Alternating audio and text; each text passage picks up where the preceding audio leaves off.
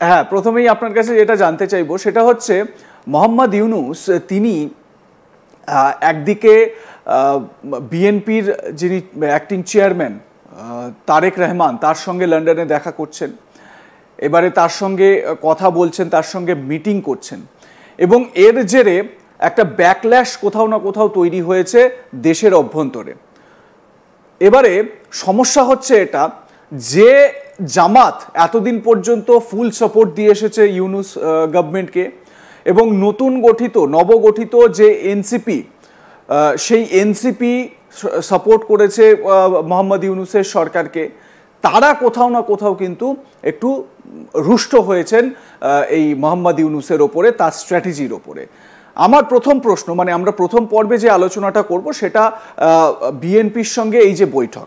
দেখুন, আওয়ামী লীগ এই মুহূর্তে বাংলাদেশে ব্যান্ড, তো আওয়ামী লীগের পরে বাংলাদেশে যদি সবথেকে বড় কোনো রাজনৈতিক দল থাকে সেটা বিএনপি, এবং নির্বাচন যখন হবে মানে 2026 সালের এপ্রিল মাসে, সেই নির্বাচনে বিএনপির একদম এই সুষ্ঠু নির্বাচন যদি হয় তাহলে বিএনপির জিতে আসা একেবারে সময়ের অপেক্ষা, বা বিএনপি জিতবে এরকমটাই মনে করছেন সেদেশের বহু এক্সপার্ট।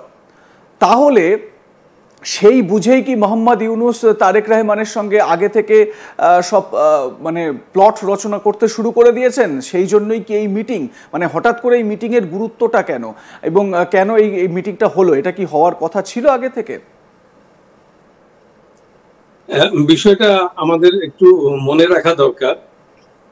ইউনূসের বিষয়টা, ইউনূস কিন্তু যা কিছু করে সে বাংলাদেশের ক্ষমতায় এলো একটা ষড়যন্ত্র, মেটিকুলাসলি ডিজাইন কনস্পিরেসি, এটা আমাদের মাথায় রাখতে হবে।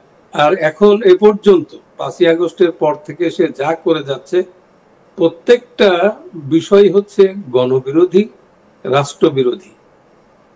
সে এমন পর্যায়ে পৌঁছে গেছে যে কোন রাজনৈতিক দল, জামাত, জঙ্গি, জিহাদি, এরা আছে, এরা সমাজে এরা দে আর ভেরি মানে insignificant role they can play. এদের তেমন দে ডোন্ট ম্যাটার, এমন কিছু তারা করে না। এখন তার সময় হয়ে গেছে যে তার পাপের কলসি একেবারে পূর্ণ হয়ে না, শুধু এটা এখন ওভারফ্লো করতেছে।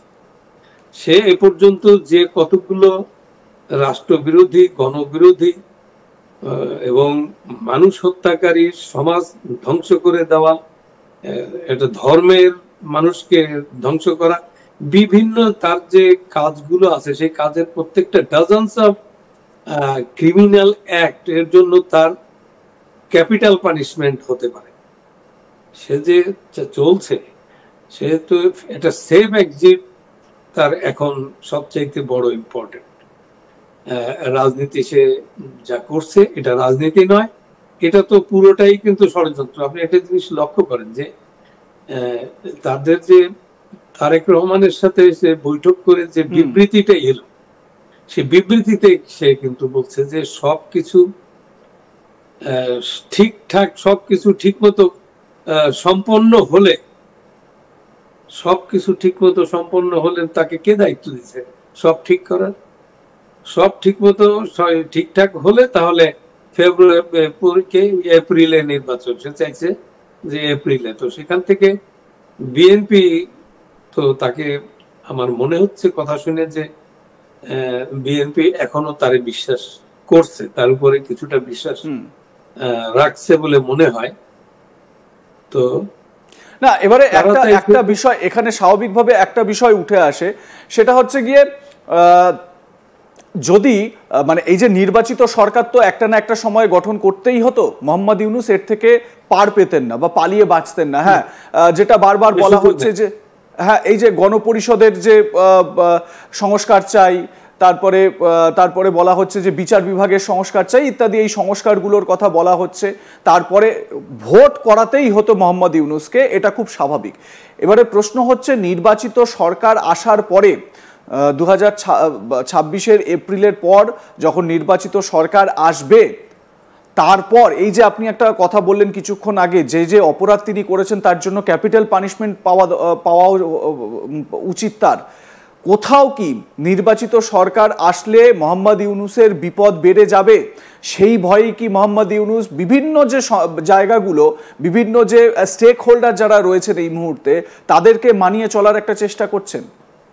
একদম একদম ঠিক বলছেন, এটাই হচ্ছে তার একমাত্র কাজ হচ্ছে। এখন সে বুঝতে পারছে যে তাকে যারা এখানে ক্ষমতায় বসিয়েছে তারা কখনোই শেষ পর্যন্ত তার পাশে থাকবে না।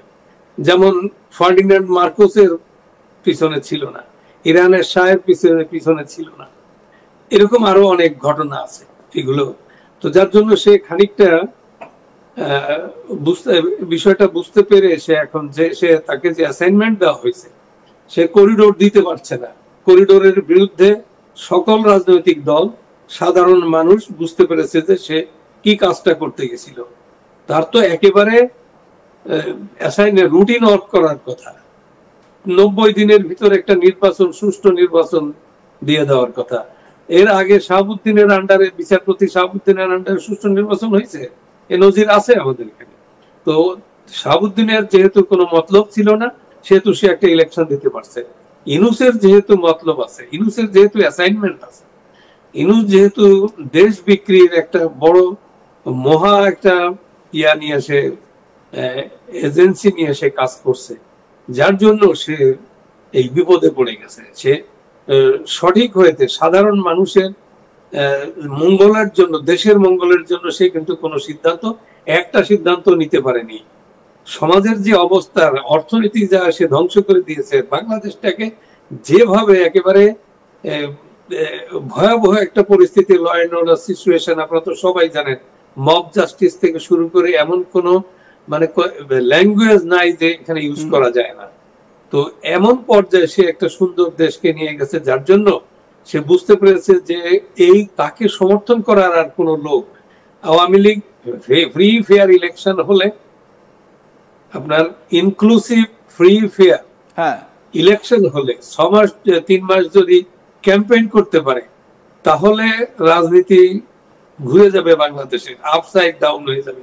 এখন আমরা যা ভাবছি, এখন সাধারণ যারা রাজনীতি নিয়ে চর্চা করেন তারা যা ভাবছেন, সেই খেলা একেবারে পাল্টে যাবে। কারণ ground reality is very different.